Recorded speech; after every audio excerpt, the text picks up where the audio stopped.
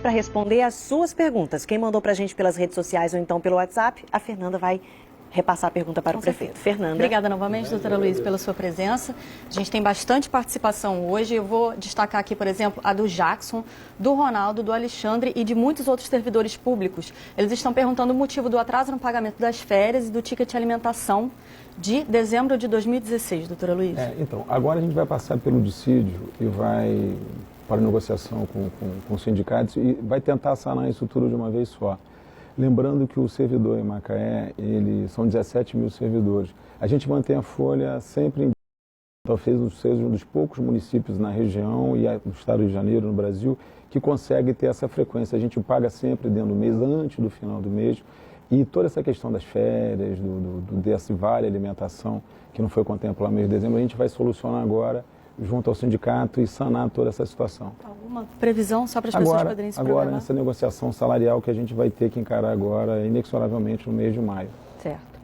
Sobre trânsito, doutora Luiz, o Vitinho diz que é muito difícil estacionar no centro, que já era uma dificuldade antes e agora colocaram uma faixa, uma ciclovia, e ele disse que ficou um pouco mais complicado. Ainda sobre trânsito, o Vinícius Souza pergunta sobre as obras de pavimentação da estrada do Sana, de Santa Teresa, perdão, e outra moradora reclama da conservação da estrada do Sana. Alguma solução para essas questões? Então, a questão da ciclofaixa ou da ciclovia na Teixeira de Gouveia, uma questão do plano cicloviário, foi discutido em 2015, aprovado pela Câmara, por toda a sociedade, e a gente acredita piamente que isso vai trazer uma cidade mais leve, mais moderna, mais sustentável, e que toda uma ação dessa magnitude sempre traz uma opinião um tanto quanto contrária. Mas tenho certeza que a cidade cresce e melhora com essa ciclofaixa. A questão da estrada de Sana foi uma estrada que a gente já conseguiu melhorar. Ainda está distante de ser a estrada que a gente quer, que a população merece, mas já conseguiu melhorar um pouco. Da mesma forma que a Areia Branca agora, da última vez a gente falou sobre a Areia Branca, está tentando solucionar. Santa Teresa, que seria a estrada que faria um grande anel viário Macaé, é uma estrada que a gente passou pela estação, já licitada, que está na fase agora de licença ambiental. Então, são expectativas que a gente tem ainda de construir a Santa Teresa, ainda iniciar talvez nesse ano. Perfeito. Agora, a ciclofaixa e... Perfeito. Só vou voltar à questão aqui do estacionamento, doutora Luiz. Então, assim, com relação à criação de vagas, alguma coisa no centro, por enquanto? A criação de vagas, sim. Os estacionamentos, existem vagas suficientes. Ali a gente acabou com o número de 100 e poucas vagas, na verdade, e existe um número maior de vagas nos estacionamentos privados. Mas o que é fundamental é você possibilitar para o pedestre, possibilitar para o ciclista o acesso... Seria até um incentivo, Sim, a essa alternativa e quanto de usar a a bicicleta? ciclofaixa, a bicicleta, é um sentimento que não é interessante para qualquer lugar do mundo. Nós estamos vivendo um mundo que tem que ser pautado pela sustentabilidade, pela atividade física, pela valorização do pedestre, do ciclista. Então, acho que a cidade, em breve, vai conseguir conviver melhor com essa realidade. Certo. Ainda dentro dessa questão, então, doutora Luiz, as pessoas estão falando aqui, a Rosane Veríssimo e o Júlio, sobre transporte público. A cidade só tem uma empresa, né, que atende, e eles perguntam por que o monopólio, se existe algum projeto para abrir uma concorrência. Na verdade, a gente tem hoje um transporte público que a gente pautou para aquilo que foi, talvez, a grande máxima, que foi a passagem real. Né? E com essa passagem real, a gente conseguiu atender um número sem fim de pessoas, são 150 mil pessoas que utilizam esse transporte por dia. Essa concessão, ela existe por um período, ela tem atendido, ainda que com grande dificuldade, a população de Macaé, mas a grande virtude, se há nesse processo, é literalmente a facilidade dessa passagem real, que para o trabalhador, para a cidade, gera uma competitividade assim, inusitada. Então a gente continua apostando nesse projeto, a gente sabe ainda das dificuldades que existe no transporte público em Macaé, como existe em todo o cenário, em todo o contexto, mas acredito que isso pode ser mitigado. Ok.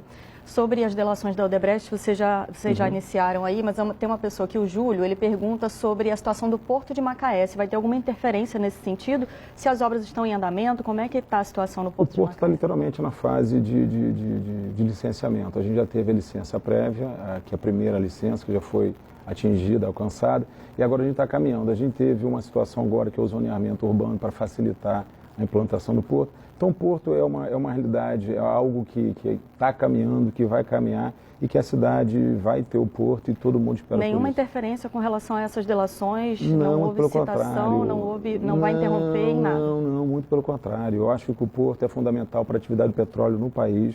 acho que a atividade do petróleo começa a reacender com discussões significativas que passaram por Macaé, seja no marco regulatório da operadora única, seja agora no conteúdo local.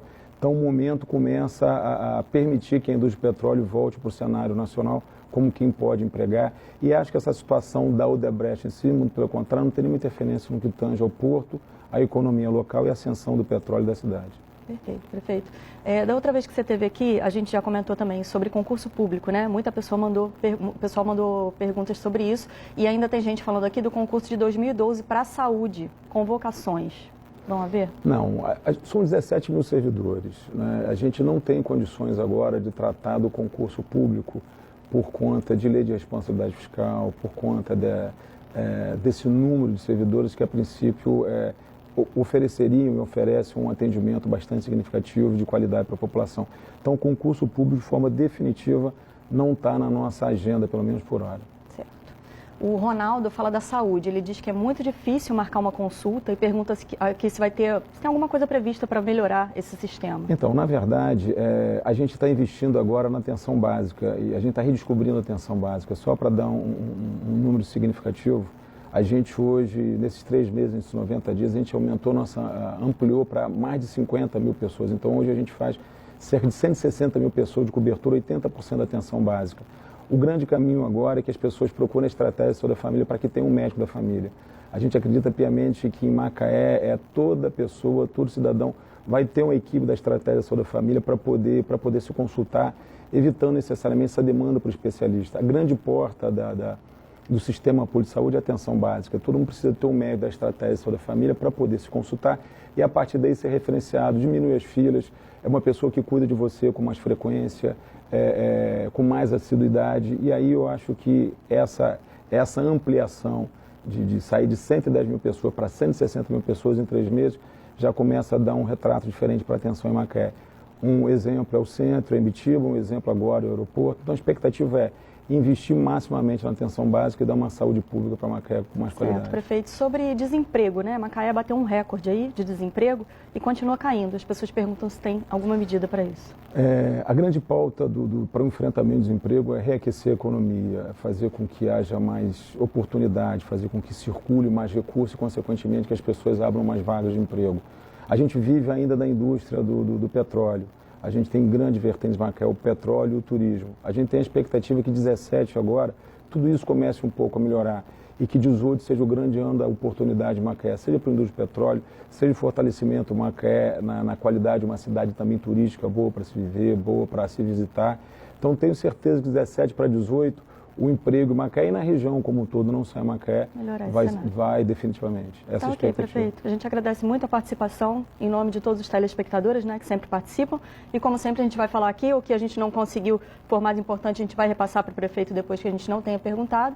Então agradeço mais uma vez agradeço sua presença no nosso estúdio. Obrigado. Prefeito, obrigada pela participação.